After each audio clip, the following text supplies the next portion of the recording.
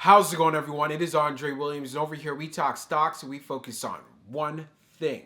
Always protect your profits. And today we're going to be talking about Lucid. It ended up having a pullback on the Friday. We noticed this across the entire market, but I want to make sure you guys are prepared for Tuesday, especially since it has been trading in a tight range. I won't waste any more time. Let's jump into the agenda. If you're new to this channel, I just want to let you know we have timestamps down below inside the description. But if you're a shareholder or you're thinking about taking a position, I highly suggest you watch this full entire video. So the first thing we're going to go over is the technical analysis. We're going to be taking a look at the overall price action. We want to know support. We want to know resistance. We want to know what it looks like in the bearish case scenario and as well as in the bullish case scenario. And then we're going to go on Fintel, taking a look at the recent institutional ownership and short interest information. The reason why this is important because it does have an impact on the way the stock performs. And then we're going to be taking a look at the order flow distribution. We want to know the buying and the selling behavior on the retail side and as well as on the institutional side. And then when all of that is done, we'll be going into the final thoughts and as well as some more details. So let's get to it. So we're going to do a technical analysis for Lucid. Let's see how it performed on Friday. So it ended up closing at $26.59, being down 5.41%. On the low, it tested $25.79, and then on the high, testing $28.28. When we take a look at the volume stats on the day, you can see we traded at 28.475 million shares, and the average volume over 10 trading days is at 24.944 million shares. So we did have above average volume on the day, but you can see we dealt with a good amount of selling pressure. When we take a look at our chart, which is a daily chart, you can see from the RSI down below, it is at 37.37. And then when we take a look at our moving averages here on the chart, we are below the 100-day, the 50-day, the 21-day EMA, and as well as the 200-day. So what we notice and what I've talked about before previously, Lucid continues to be in a bear market. But one thing we have to take notice of, we ended up testing a low of $25.79. And as you can see in the past, this has held up as support back on the 14th. We also saw this on the 11th, and we also did see it all the way back here on January the 28th. So this is something that you're really going to want to take some notice of, and this has been a proven area of support even going as far back to October. So keeping this in mind, if we end up seeing some more weakness inside of the market and we break through this 25.79 level, then we could easily get down to this gap fill that we have here right around $24.20. So that is just one thing to keep on the radar. Now, as far as for seeing a reversal, wanting to see some strength, Lucid needs to get back to $30. I think we can all agree on this one because we know as far as for the 200-day moving average, this has been a strong area of resistance. Yes, we had a small pop above it, then we ended up having another sell-off. So the moment we can get above this 200-day, which is around $29.47, this is where we can hit that psychological area right at 30. And then showing strength at $30, you guys know the next level I'd want to look for Lucid to get to would be right here around $32.50. That's where I could easily see Lucid pushing up further and then getting to the 50-day around $35.34. So overall, in general, Lucid does continue to trade in a very tight range, and as we get closer to earnings, I do feel that we could still make that move going to above $30. Now let's get into the short interest information. So we're going to take a look at the recent institutional ownership and short interest information for Lucid. As we scroll down further on the page, green rows indicate new positions while red rows indicate closed positions. So we can see here for February the 18th, we have Lombard Odier Asset Management USA Corp that closed their position in regards to puts.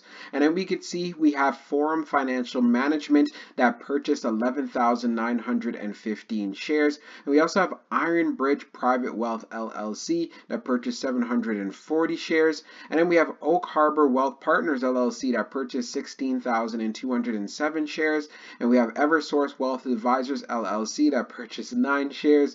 And then we have Kingsview Wealth Management LLC that purchased 44,384 shares. So we see institutions are continuing to show some interest. And now when we take a look at the short interest, The off-exchange short volume ratio is at 61.73%, and then for the off-exchange short volume, it is just over 6.10 million shares. Scrolling down further on the page, the short shares availability is at 300,000, updated 14 minutes ago, and then for the short ball fee rate being at 7.50%. When we take a look at the history of the short volume, we can see for the close of the 17th, it's at 49.93, and then for the close of the 18th for the Friday that just passed being at 61.73.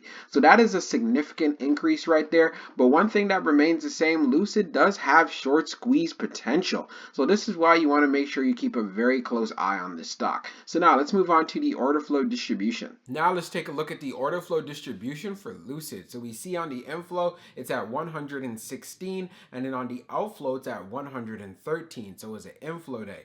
Taking a look at the breakdown on the large, it was 4.20.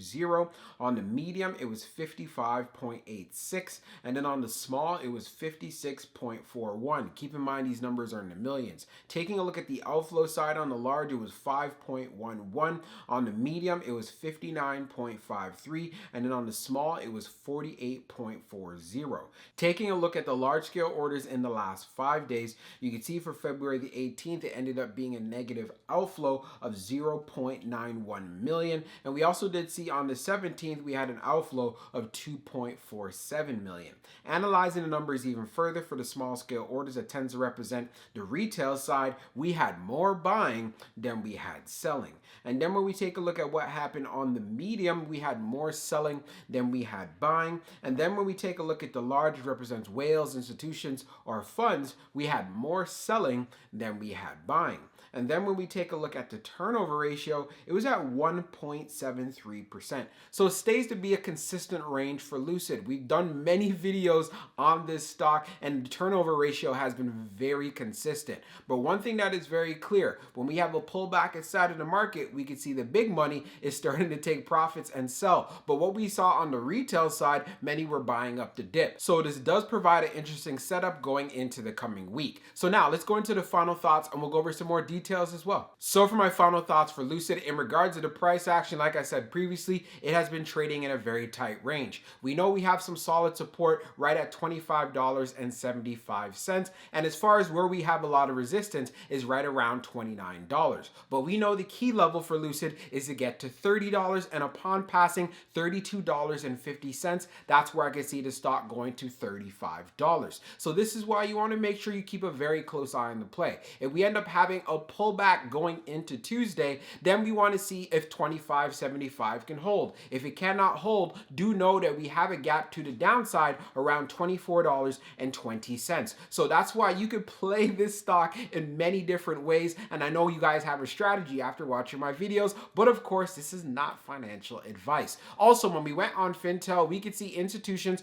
are continuing to load up on shares. Plus, on top of that, it does have short squeeze potential. So the moment we have some more buying volume coming into the play, especially in the tech sector, and also keeping an eye on EVs and so forth, make sure you're watching Tesla, then we could see Lucid make some moves to the upside. Especially with earnings that is right around the corner, there's going to be a lot of volatility, and there's so many opportunities for you to benefit. If you are a long-term investor, I would continue to be patient. You want to see what the earnings is going to look like. We know they're not going to be profitable as of yet, and companies who are not posting up profits tend to pull back quite a bit after they release their earnings. But they have to be putting out strong guidance. And we know as far as supply chain shortages, we also are going to be going into a year where there's going to be interest rate hikes and so forth. Growth stocks like Lucid are going to be a very risky play to hold. But at the same time, if you have high conviction, you've done your homework, you've done your due diligence, then you have a good idea where the stock can potentially go, and you'll be able to actually load up if it does decide to dip and do it confidently.